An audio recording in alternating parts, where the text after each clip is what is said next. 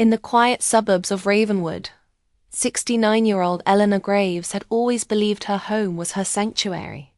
She'd lived there for over 4 decades. Every creak of the old wooden floors, every photograph on the wall, every flower she planted in her garden carried memories of a life built with sacrifice, love, and relentless hard work. She had raised her only son, Daniel, in that house. She had worked double shifts as a nurse for years to keep food on the table and give him the best education she could afford. To her, Daniel was everything. When Daniel and his wife Sophie offered to move in with her, to take care of her, Eleanor was hesitant at first. She valued her independence, but she told herself it might be nice to have company. She imagined family dinners, laughter echoing through the halls again, maybe even grandchildren visiting someday. But what began as a comforting idea slowly turned into something far more sinister. For several weeks, her security system had been broken. She didn't think much of it. Ravenwood was a quiet neighborhood, and she felt safe. But something in her gut told her to have the cameras fixed. 3 days ago, she finally called a technician. He replaced a few wires, set up a new app on her phone, and assured her that everything was working perfectly. She thanked him, paid the fee, and without realizing it forgot to tell Daniel and Sophie about the repair. That small oversight would change the course of her life. The very next morning, Eleanor sat in her kitchen sipping tea. Out of curiosity, she opened the security app. She didn't expect to see anything unusual. But when the live feed from the living room loaded, her hands froze mid-air. Her son and daughter-in-law were there, not out running errands as they'd said. Daniel had pulled out her private folder, the one she always kept locked in her bedroom desk, and was rifling through documents. Sophie was holding pages up to the light by the window, reading them carefully. "The deed has to be here," Daniel hissed, frustration creeping into his voice. "Albert said the forgery won't work without the original." Albert. Eleanor's stomach dropped. She remembered Albert, a shady lawyer Daniel had befriended months ago. She never liked him. There was something slick and calculating about him that made her uneasy. "This house is worth over 600,000, Sophie whispered with a greedy glint in her eye. "It's worth every risk." Eleanor's breath caught in her throat. This was the house she had bought with 30 years of sweat and sacrifice. The house where she had patched scraped knees, celebrated birthdays, and spent quiet evenings reading books with her son. And now, they were plotting to steal it while she was still alive. Sophie's voice turned colder. "Once we have the deed, we can sell and move her into a 1-bedroom. She won't last long anyway." They weren't just trying to take her property.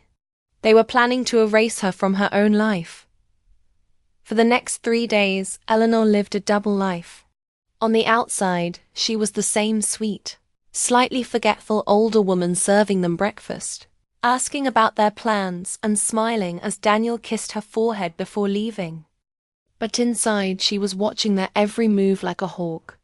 She used the security app constantly, documenting everything.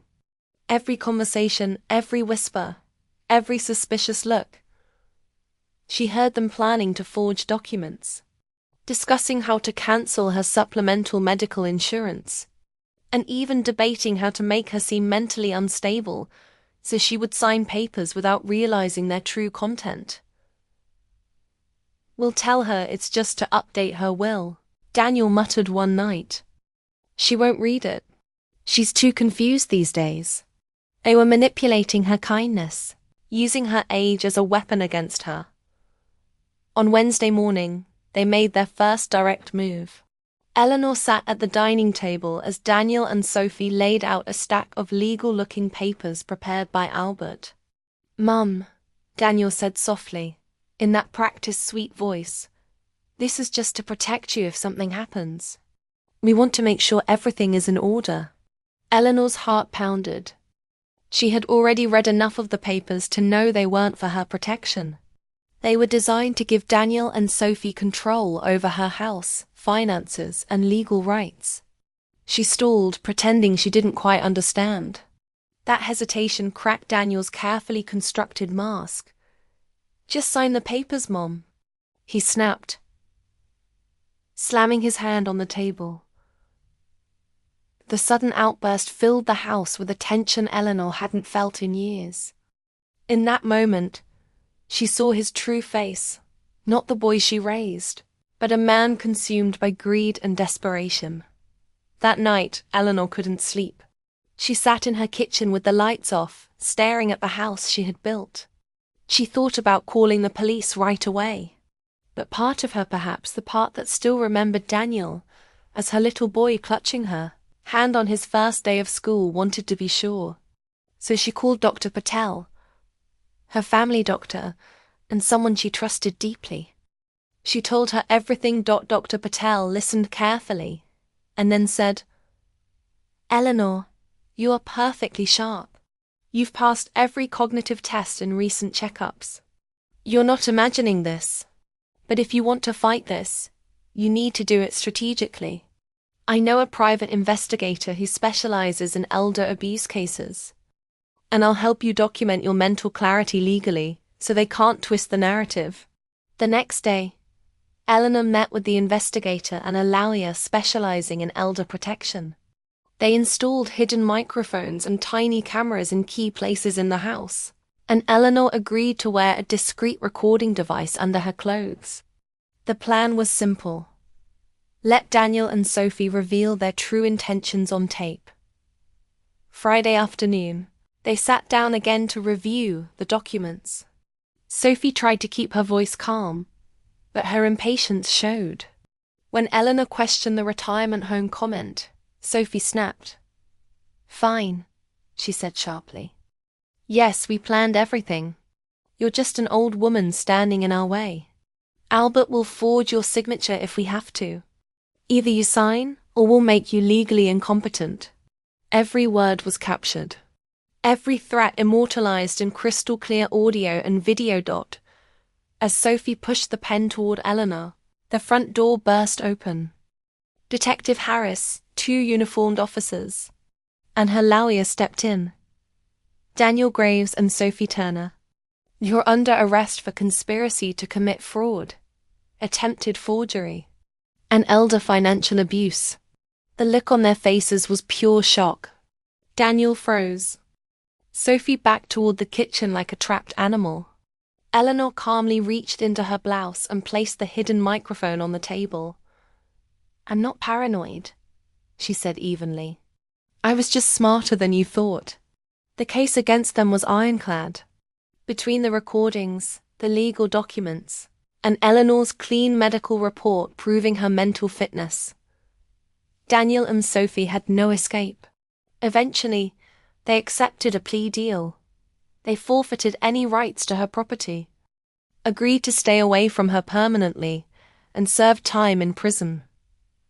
3 months later, Eleanor walked through her quiet house, feeling a kind of peace she hadn't felt in years.